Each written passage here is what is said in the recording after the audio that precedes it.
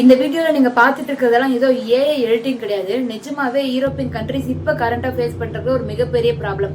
European கண்ட்ரிஸ்னாலே நமக்கு என்ன நினைப்போம்? பனி, குளுமையான காற்று, ஜாக்கெட்டு, காஃபி இப்படி தானே. ஆனா இப்போ அங்க நடக்கிறத பார்த்தா நீங்க கண்டிப்பா ஷாக் ஆவீங்க.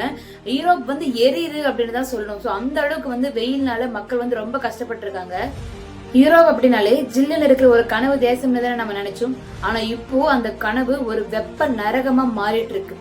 ஜூன் 21க்கு அப்புறம் மட்டும் யூரோப்ல சுமார் 1400க்கும் மேற்பட்ட உயிரிழப்புகள் பதிவாகி இருக்குன்னு உலக சுகாதார நிறுவனம் அதிர்ச்சிகரமான தகவலை சொல்லியிருக்கு. இது வெறும் நம்பர் இல்ல, ஒவ்வொன்றும் உயிர். வெயில் தாங்க முடியாம ஆற்றில குளிச்சப்போ மூழ்கி இருந்தவங்களும் இதுல இருக்காங்க. இந்த வெப்பம் சாதாரண மக்களை மட்டும் இல்ல, சந்தை அதாவது மார்க்கெட்டுமே மாத்திருக்கு. யூரோப்ல பெரும்பாலான வீடுகள்ல பாத்தீங்கன்னா ஏசி இருக்காது. ஏன்னா அந்த அளவுக்கு அங்க ஏசியே தேவைப்படாது. பிகாஸ் அவ்வளோ குளிரா தான் இருக்கும். ஸோ ஹீட்டர் தான் எல்லா வீட்லயுமே இருக்கும்.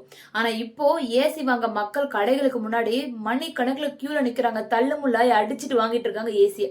பிரான்ஸ் போன்ற நாடுல ஒரு நாட்டுல மட்டும் 30,000க்கும் அதிகமான ஏசி யூனிட் விற்குதான். அதுவும் சாதாரண நாட்களை விட இது 1000 மடங்கு அதிகம்னு சொல்றாங்க.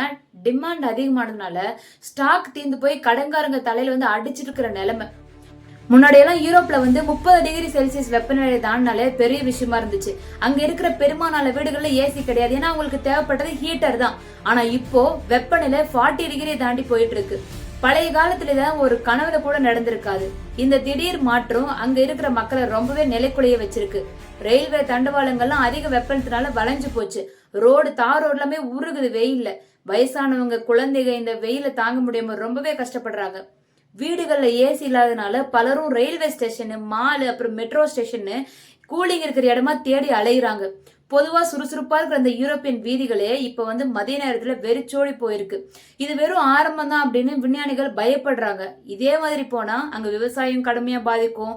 நதிகள்ல தண்ணீர் குறைஞ்சு மின்சார உற்பத்தி குறையும்.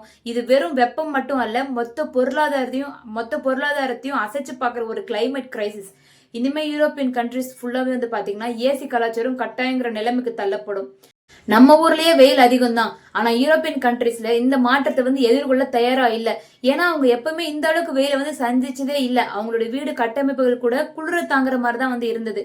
இயற்கை நம்ம கிட்ட என்ன சொல்ல வருதுன்னா, இப்பவே மாறலனா அப்புறம் காலம் கடந்து போயிடும். இந்த வீடியோவை பாக்குற நீங்க என்ன நினைக்கிறீங்க? நம்மளால இதை தடுக்க முடியுமா?